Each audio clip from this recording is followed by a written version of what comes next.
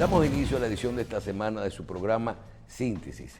En el día de hoy contamos con la presencia del doctor Luis Rivas, quien es abogado. Gracias por estar con nosotros. Gracias a ustedes por la invitación, un placer. Bien.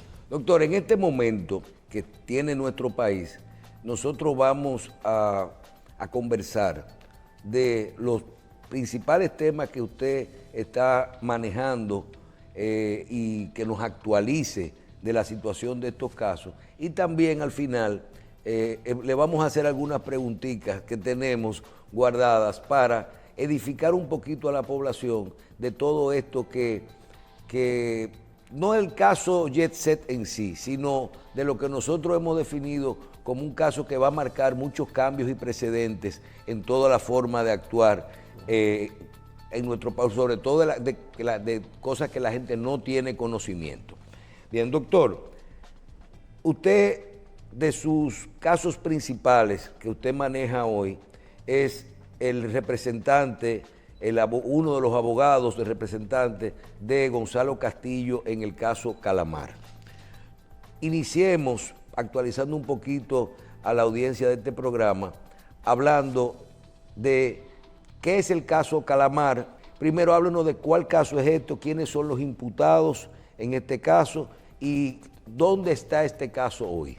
Sí, este caso está en estos momentos en fase de audiencia preliminar en el cuarto juzgado de la instrucción del Distrito Nacional. En síntesis, este caso se enmarca dentro de uno de los procesos de supuesta corrupción administrativa y específicamente descansa en tres pilares. Uno es el de irregularidades que hubo o supuestas irregularidades por deuda pública. El otro es el tema de las expropiaciones forzosas, pagos indebidos de expropiaciones forzosas y el aspecto del cobro ilegal de las bancas de apuestas y los tragamonedas. A eso se contrae. Esos son los tres supuestos ejes o líneas de investigación que soportan. Entonces, deuda pública, pago irregular de deuda pública, expropiaciones forzosas y el caso del cobro ilegal de las bancas de apuestas. O sea, ¿quiénes son los imputados en el caso Calamar? En este caso hay cerca de 36 personas físicas y cerca de 20 y tantos de personas morales. Como es de dominio público, entre los imputados está don Gonzalo Castillo, el señor Donald Guerrero, don José Ramón Peralta.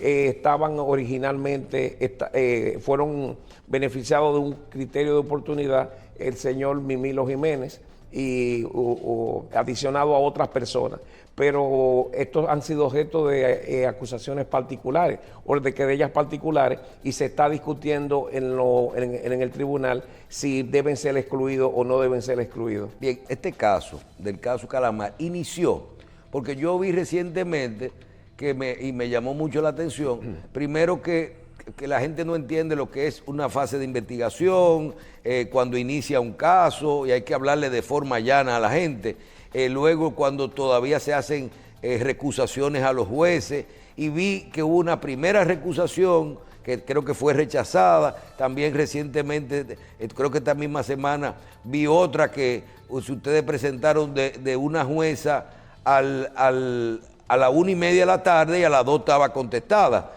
¿A dónde están esos casos hoy? ¿Todavía no han iniciado?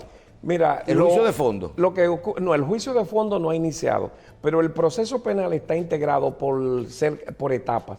Una primera etapa es lo que se conoce, que es la investigación preparatoria, donde se investiga y se recogen pruebas. Esa etapa culmina cuando el Ministerio Público presenta acto conclusivo o presenta acusación y solicita apertura a juicio. Y estamos ahora mismo en esa segunda etapa, lo que llaman etapa intermedia. Dentro de la etapa preparatoria, que es la primera etapa, se conocieron medidas de coerción, que es, vamos a llamarle una subetapa dentro del proceso penal. El país recordará que hubo medidas de coerción, a prisión provisional, arrestos domiciliarios, etcétera. Pero ahora mismo, la primera actuación jurisdiccional propiamente dicho, inicia con la audiencia preliminar y en esta etapa no ha iniciado porque ha habido una serie de incidentes que se han planteado. Por ejemplo, uno de los incidentes que se ha planteado con mucho fundamento es que la acusación es inadmisible. Usted representa solo a Gonzalo Castillo. Solo a Gonzalo Castillo. Uno de los alegatos que se ha invocado es que la acusación fue presentada fuera de plazo. A pesar de que tiene un sello gomígrafo que dice que fue depositada en tal fecha, no fue depositada en esa fecha. Y una prueba de eso es que la acusación tiene 3.662 páginas. Muy bien, eso no es problema. Pero cuando ponemos a revisar la acusación, nos encontramos que hay pruebas que fueron entregadas a las UNI-15, lo que nos da a nosotros la facultad de interpretar lo siguiente. Se le estaba agotando el plazo, presentan, le dicen a la secretaria del tribunal, recíbeme esto en esta fecha, 26 de abril. Y después de eso le llevaron la prueba. No solo la prueba, la otra parte de la acusación.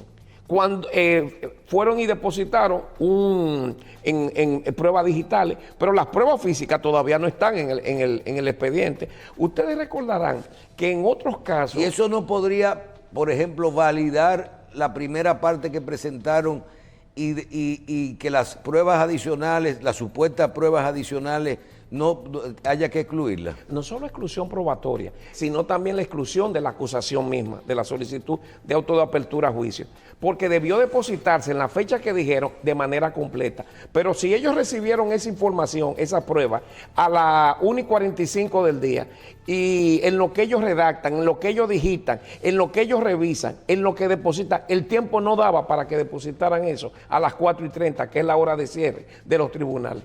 En el caso de la recusación de los jueces, que ese es otro, vamos a decir, incidente, Sí.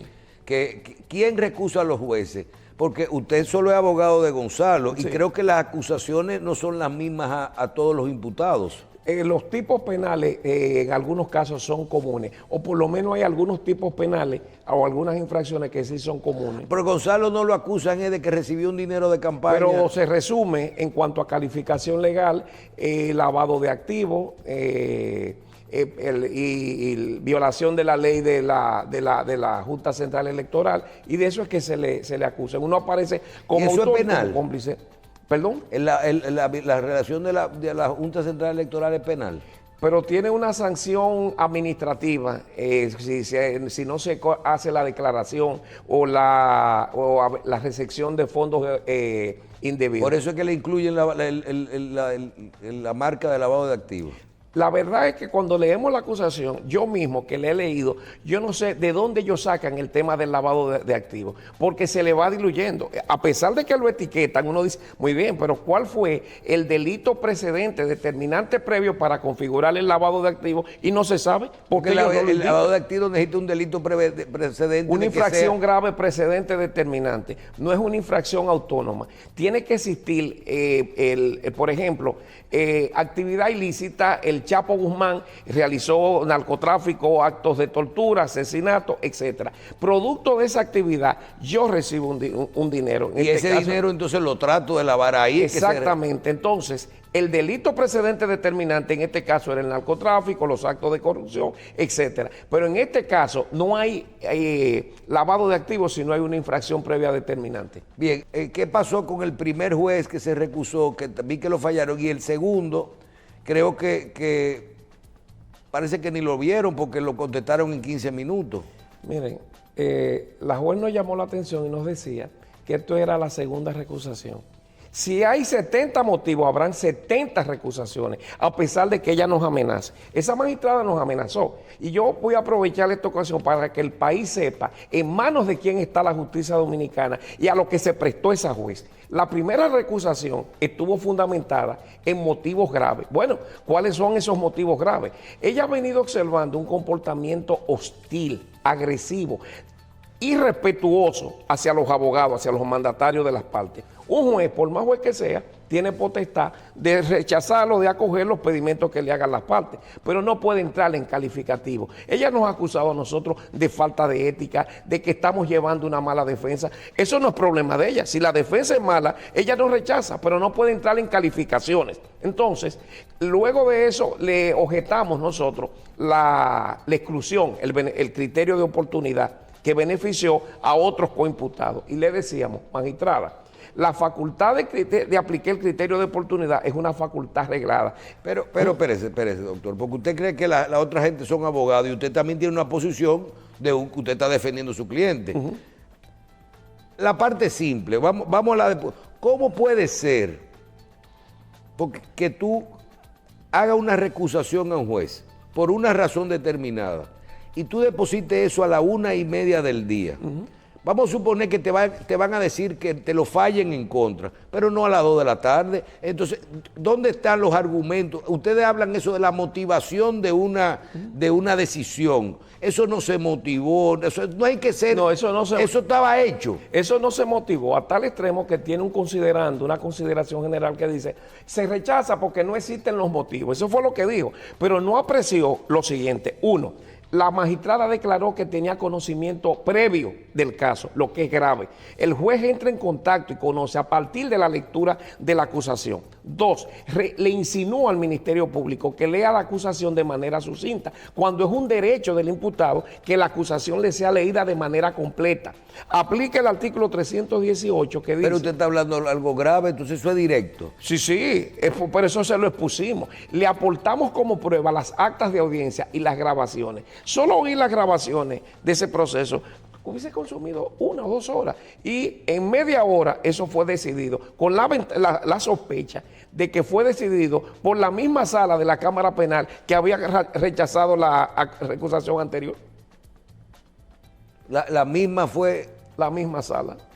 La misma sala. ¿Y debió ser otra que la conociera? No necesariamente, porque se supone que es un sorteo aleatorio, pero el patrón llama poderosamente la atención. Y miren, de eso, ya hasta el profesor Zaffaroni habla de ese tipo de situaciones en lo que él llama, en un libro, el lawfare, y hablan de la destrucción del derecho penal.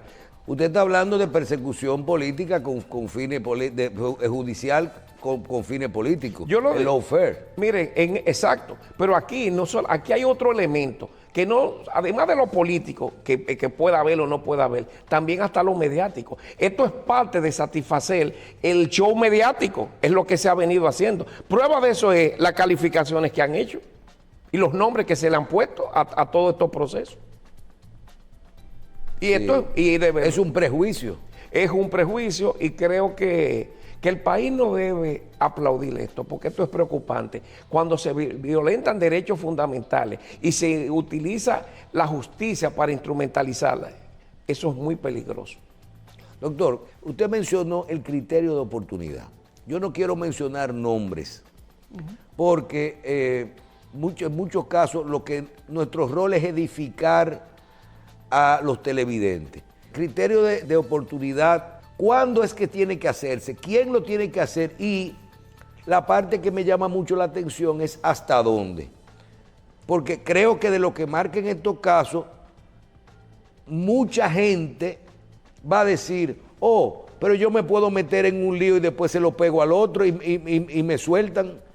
¿Hasta dónde está quién se puede beneficiar? Una persona que fue activo en un caso al mismo nivel del imputado puede decir, mira, nosotros dos éramos parte de una red que hacía esto y yo acuso a él y me beneficio de un criterio de oportunidad en el que ni siquiera soy acusado.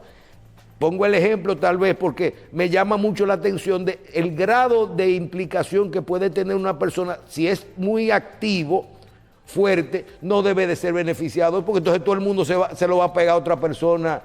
Si tú te metiste en un caso y te buscaste un cómplice o un compañero y se lo pegaste a él, ya tú y te fuiste adelante, ya tú te salvaste. Mira, el criterio de oportunidad es una potestad que tiene el Ministerio Público y tiene etapas.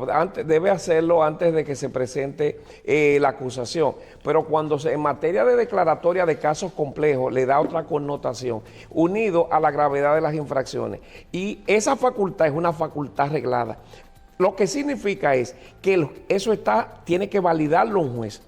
Mientras no sea el caso declarado complejo y no sea una infracción grave, es facultad unilateral del Ministerio Público. Ojo, doctor, porque no quiero que los televidentes malinterpreten esto. Desde nuestro punto de vista, en el caso Calamar, que es el caso que usted representa a Gonzalo Castillo, a Donald Guerrero, a Peralta y creo que a otros, y a los que se beneficiaron del criterio de oportunidad, como Mimilo, Crisóstomo y todo eso, desde nuestro punto de vista, no es que ellos no debieron ser acusados o beneficiados del criterio, es que ninguno debió estar en el caso. El caso no debió de existir de plenitud, o sea, eso uno se da cuenta cuando tú analizas el expediente, porque no va a decir, no, tú lo que quieres, no.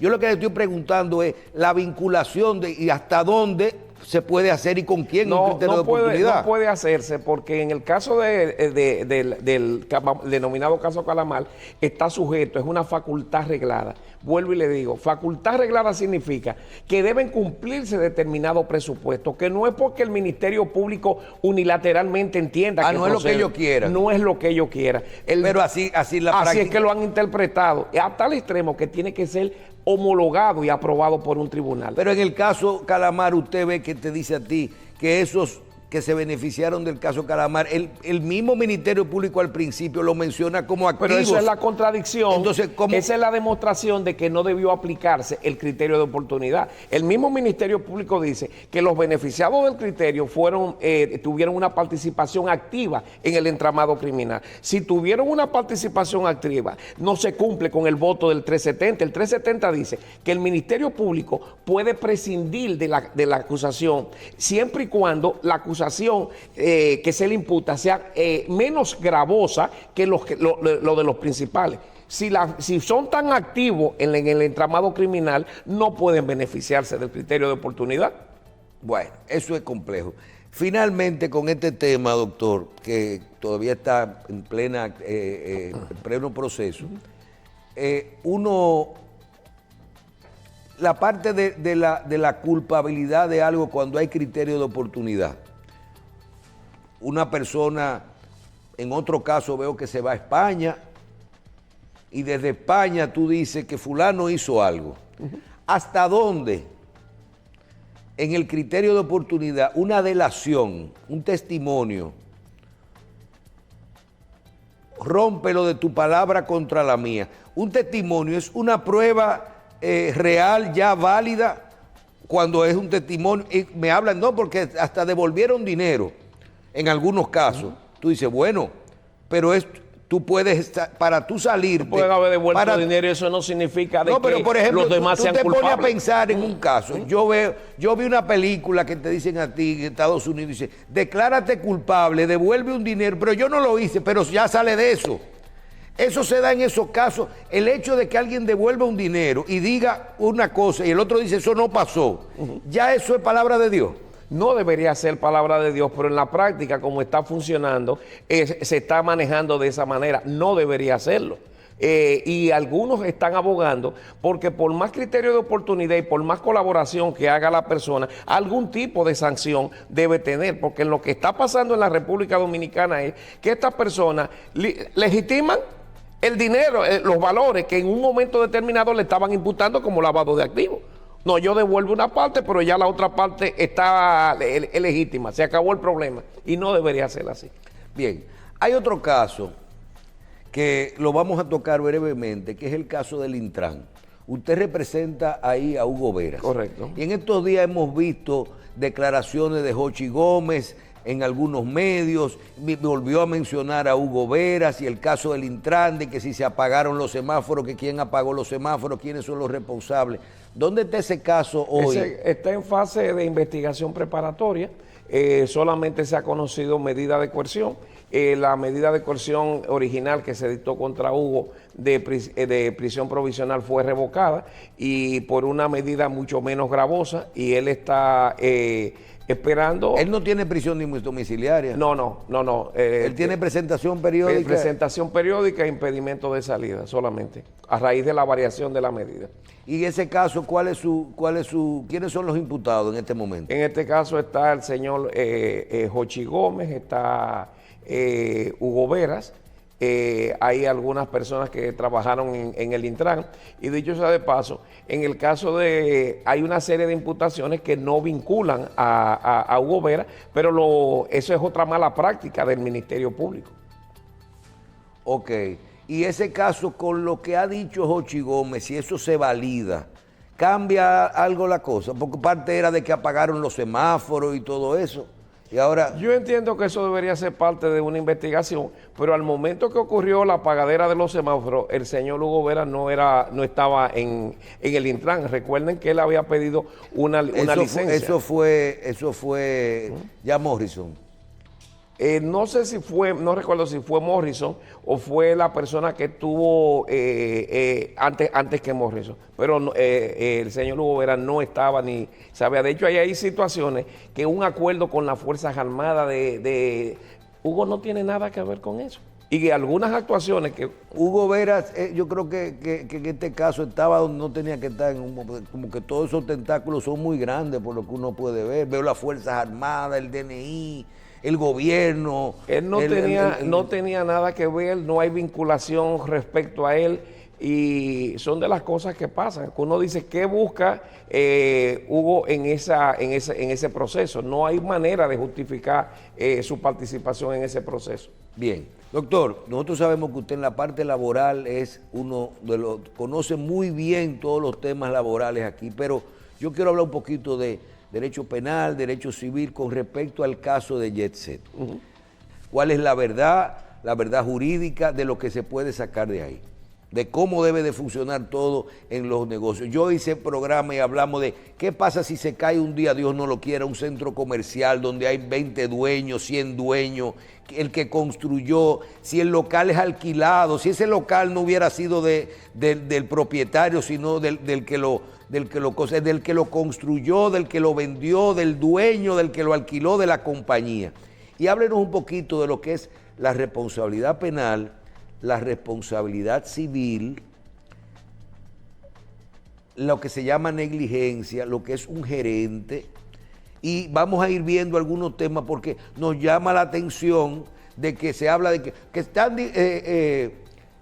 un grupo de personas te dice solamente la responsabilidad de los dueños de Jet Set es hasta el monto de sus acciones en esa compañía. Y por otro lado te dicen a ti que hay empresas, otras empresas de ellos que la están transfiriendo, que también me parece que era mentira, todo eso, pero ¿hasta dónde es que hay responsabilidad en este caso de una empresa con relación a un hecho determinado? Mira, desde el punto de vista jurídico, se pueden derivar 3 tipos de consecuencias en eventos de esa naturaleza, todo en función de lo que pueda demostrarse, y de ahí va a jugar un papel importante los peritajes que provocó ese evento.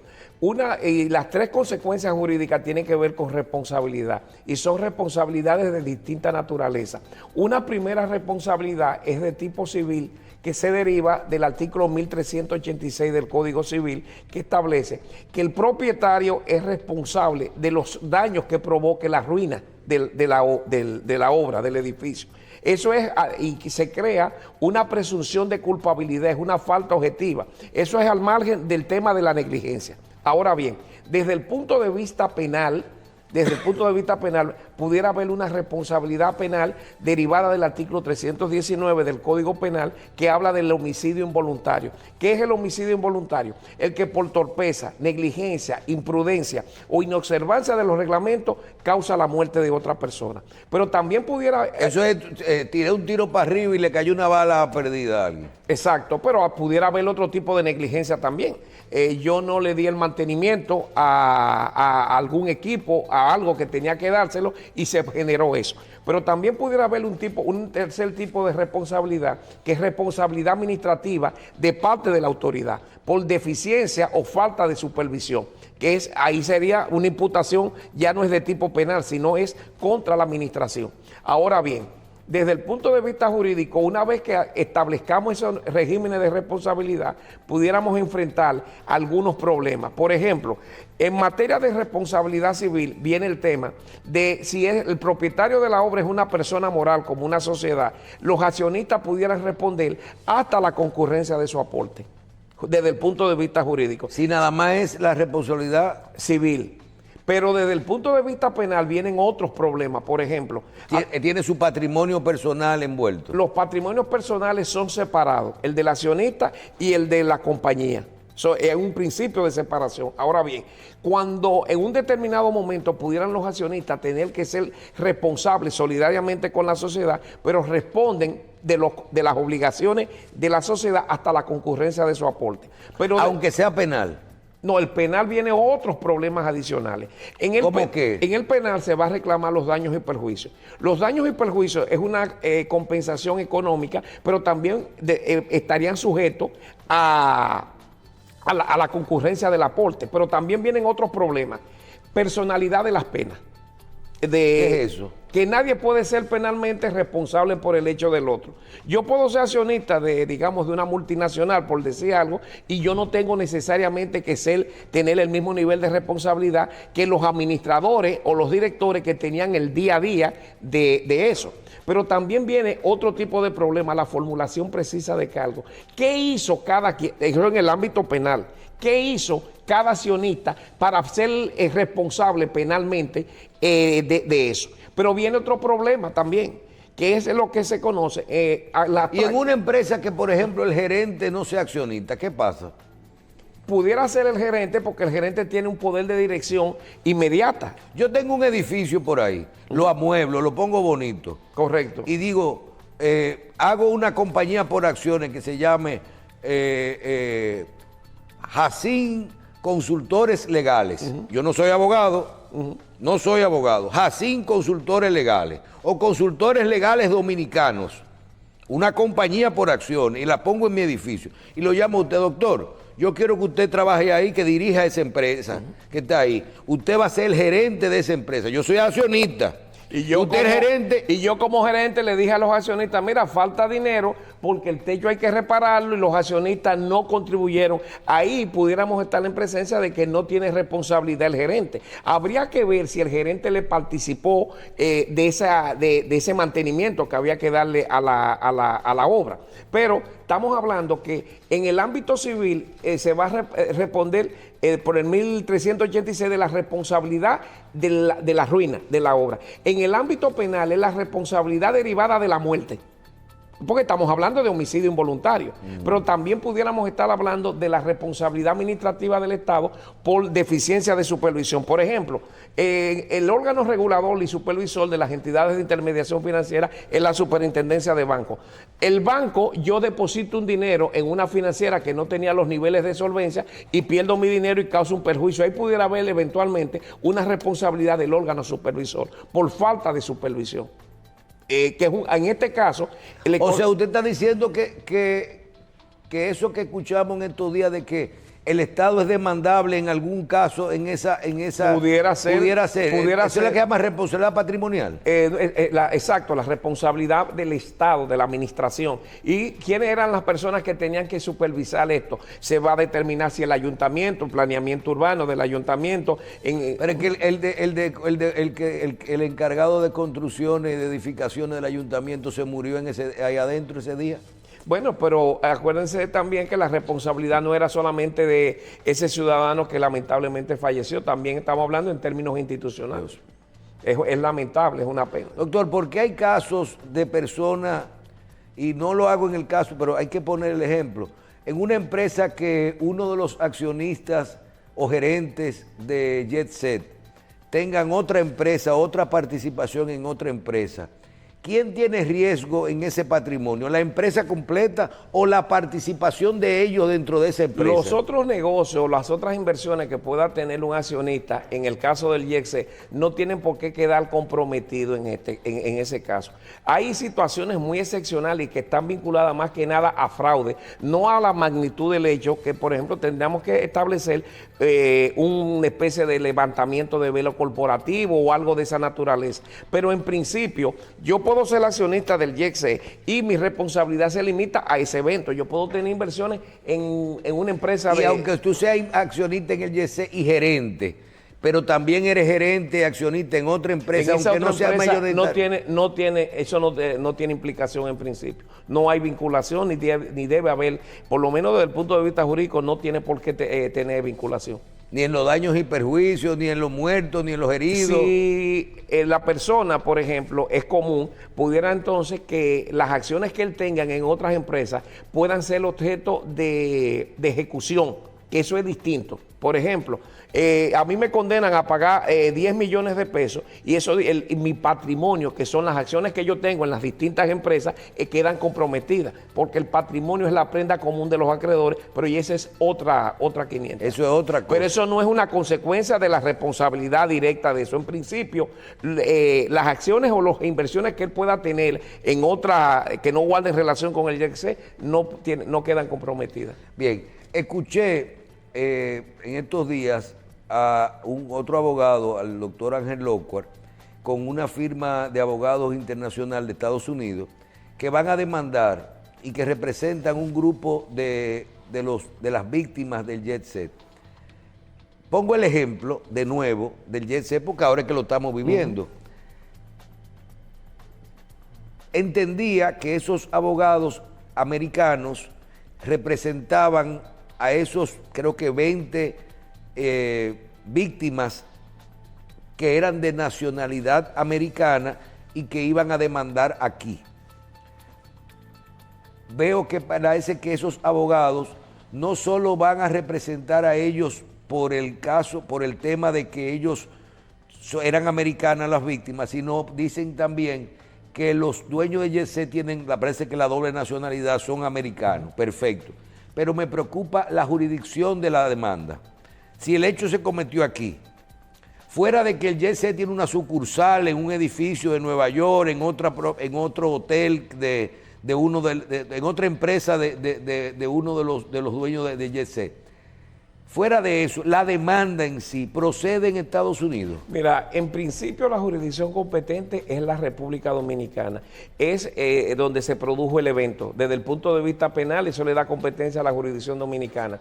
Desde el punto de vista civil, es el lugar del domicilio del demandado. Ahora bien, yo desconozco si, y eso se discute mucho, si la condición de que las víctimas hayan sido extranjeras y los responsables de ese perjuicio tengan nacionalidad norteamericana, si eso le da, son factores que puedan darle competencia a la jurisdicción de Estados Unidos. Y hay que tomar en cuenta que las leyes en Estados Unidos, como un país federal, un estado federal, muchas veces varían de un sitio a otro. Nosotros hemos tenido procesos donde ha habido situaciones de otra naturaleza, pero involucran personas de distintas nacionalidades y los tribunales, por ejemplo, Delaware se ha declarado incompetente. Entonces, eso va a ser objeto de una discusión, sobre todo que allá me imagino que serían acciones civiles, porque allá no es como aquí donde usted puede llevar la acción civil de manera accesoria a la persecución penal. Acuérdense el caso de O.J. Simpson. O.J. Simpson se le separaron los procesos. El penal, que lo llevó la fiscal, y el civil vino posteriormente por los familiares. Pero yo entiendo que yo no estoy tan convencido de que eso sea procedente. Y creo que va a ser un punto de discusión. Bien, finalmente, doctor, sabemos que en el caso de la cárcel, cuando vi me dicen que cuando ocurrió lo de la explosión de San Cristóbal, que murieron también otros dominicanos, la Procuraduría fue y metieron preso al que era dueño de la planta allá. Por otro lado, he visto en estos días que en lo que ocurra en el caso del JETSET, en la parte de prisión, no hay cúmulo de penas. Si es involuntario, el homicidio involuntario, que es lo que parece que puede llevar la prisión, no hay cúmulo de pena, o sea, no serían, es hasta 2 años, pero no se suman 2 años por cada víctima. Así es. O sea, son 2 años la parte de lo que sería una posible prisión. Quiero que usted nos hable de eso, de hasta dónde se valida esto, y quiero saber, porque así, y esta parte para uno es importante, porque yo creo que si es igual para todos en la prisión, también en el tema de la parte económica, aunque en la vida real todos, hay gente que tiene más dinero que otra, o que produce más que otra, o que en su vida producirá más dinero que otra, o que tenía más empresas que otra, pero cuando se habla de víctimas, hay muertos y heridos. Y otras personas que tendrán traumas, me imagino. Muertos, heridos y personas con traumas. Son 3 grados, 3, vamos a decir, tipos de afectados. Pero cada uno de ellos debe tener el mismo, en una sentencia, el mismo valor. ¿Por qué se habla de que un muerto puede valer 300 millones y otro puede costar 5 millones de pesos? Mira una cosa. La vida tiene precio diferente en la justicia. No, la vida humana no tiene precio. Desde el punto de vista material, por ejemplo, una persona que haya perdido a un hijo no es lo mismo que haya perdido un padre. Por ejemplo, el padre tiene menos expectativa de vida por razones biológicas. Que mi padre sea de 80 años y muere en un evento de esa naturaleza, yo no dependía económicamente de mi padre. Por lo tanto, el daño material y económico es menor. Claro. Pero lo primero también que se debe tomar en cuenta es que aquí se puede investigar sin necesidad de prisión provisional. En este caso va a ser muy cuesta arriba hablar de prisión provisional cuando la sanción apenas son 2 años. 2 años. Entonces lo van a declarar de caso complejo que no procede y le van a poner 18 meses. Entonces, cuando su pena máxima sería 2 meses. Exacto, y recuerden que la prisión no puede ser vista como una sanción anticipada, una pena anticipada. Es un mecanismo de carácter procesal, para evitar que la persona se sustraiga del proceso. Y tenemos que volver a darle ese carácter instrumental a las medidas de coerción. En paralelo, el Código contempla medidas de coerción real para garantizar los eventuales daños y perjuicios. El demandante... Eso es, por ejemplo, congelar cuentas, ponerle embargo a propiedades. Exacto. Notas y eso. Eso está. Ahí no puede participar el Ministerio Público. El Ministerio Público puede solicitar medidas de coerción respecto de las multas. Las multas son sanciones pecuniarias, distintas a las sanciones privativas de libertad. Entonces el Ministerio Público, por la multa que pudiera conllevar eso, pudiera promoverlo. Pero yo lo que soy partidario es de que el proceso no amerita, no necesariamente tiene que haber provisional. Hay peligro de fuga, es lo primero que tiene que preguntarse. Pero hábleme de los valores.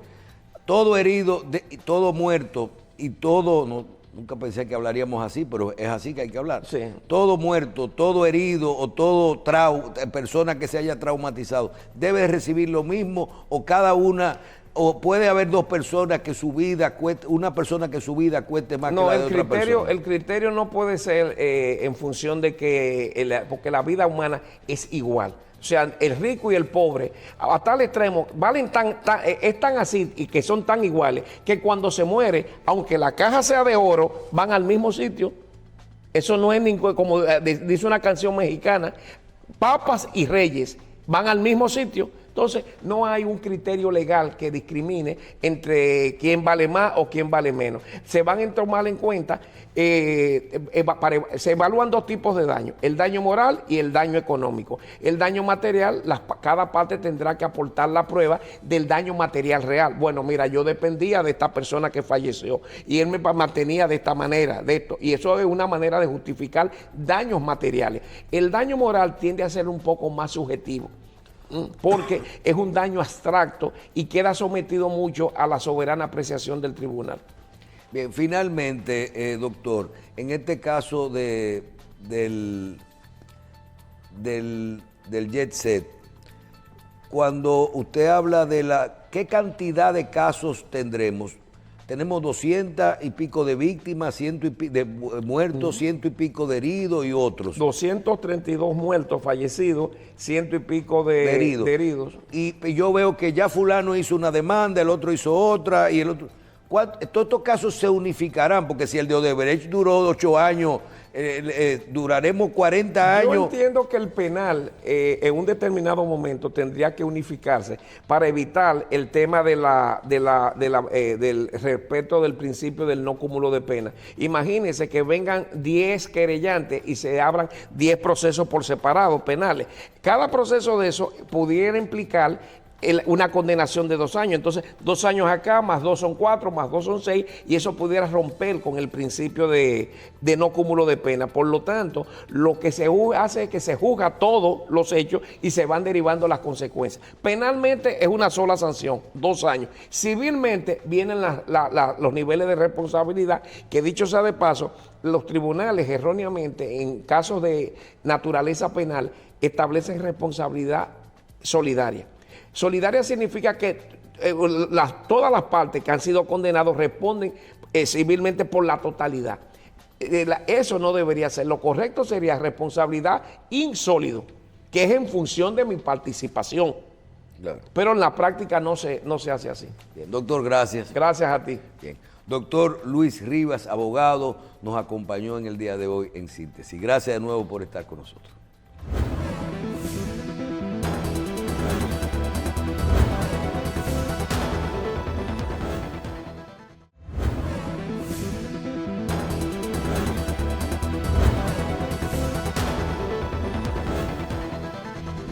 Desde hace meses nosotros hemos exhortado a toda la ciudadanía a que tenga conocimiento sobre la seguridad social, que incluye qué derechos tenemos en ella y qué deberes también tenemos para con la seguridad social. Hemos hablado muchísimo de los avances que tiene el sistema y que ha logrado con el tiempo. ¿Qué usted tiene en pensiones? ¿Qué usted tiene en salud? ¿Qué usted tiene en riesgos laborales? Y siempre hemos dicho que el sistema, aunque no es perfecto, hay que irlo adecuando, porque ya con los años que tenemos operando, el sistema de seguridad social se necesitan cambios, adecuarlos a los tiempos. Que es necesaria una reforma a la ley de seguridad social, pero que independientemente de eso, si nosotros aprendemos los derechos que tenemos y a qué tenemos derecho de parte de las AFP, de las ARS y del sistema, nosotros podemos tener mejores beneficios. Muchas veces se habla de cobertura, que no tenemos, que mi pensión no me alcanza, que si me toca, no me toca, a quién le toca, en el caso de la salud, si voy a una clínica, que si me cubre o no, y muchas veces lo que falta es información.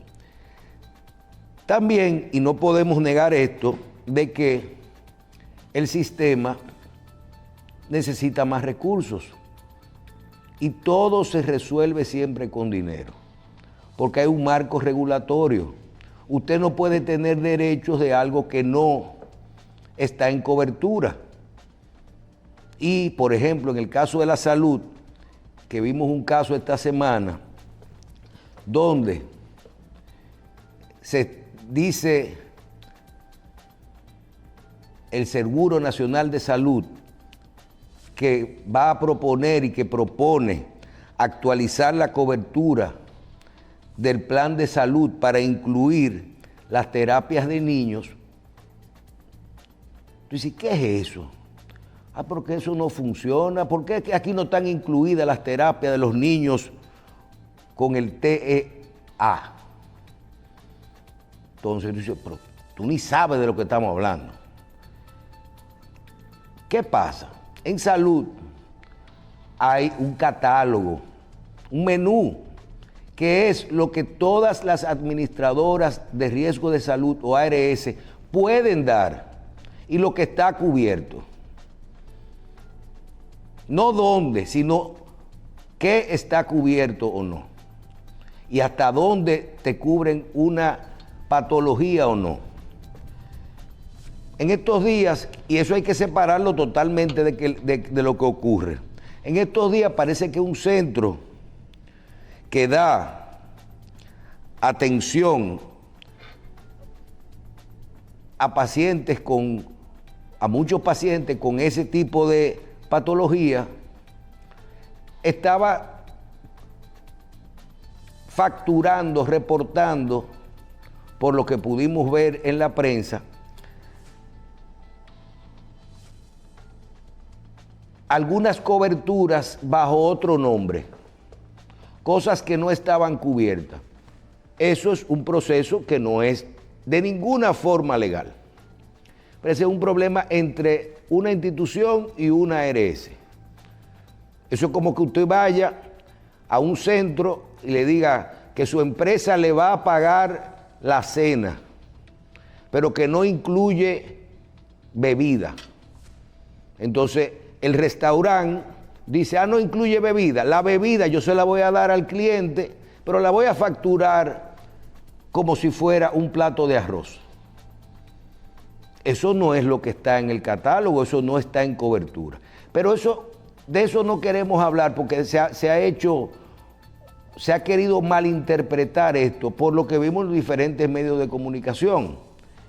Ahora, ¿qué es lo importante? Esa es la propuesta que tenemos todos que ver, cómo el sistema autoriza la cobertura de ciertas patologías que no están, y no solo de los niños con TEA, sino autoriza a que esas ARS puedan dar esas coberturas. Y eso lleva a un problema porque si lo autorizan, ¿quién lo va a pagar? ¿De dónde va a salir el dinero? Después nadie quiere que nos suban lo que nos descuentan todos los meses de seguridad social. Entonces, eso es una cadena. Ahora, esa propuesta que hace el director de SENASA para que el sistema incluya, actualice las coberturas, yo creo que ese es el principio fundamental. Por ahí es que nosotros tenemos que iniciar acciones que puedan modificar y mejorar nuestro sistema de salud.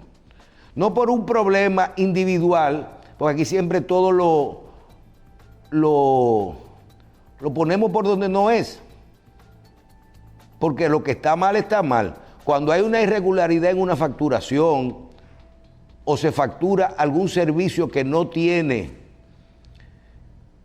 que facturarse, eso no está en cobertura. Si un médico te atiende del corazón, no puede mandar la factura diciendo que es del estómago, porque una está en cobertura y otra no.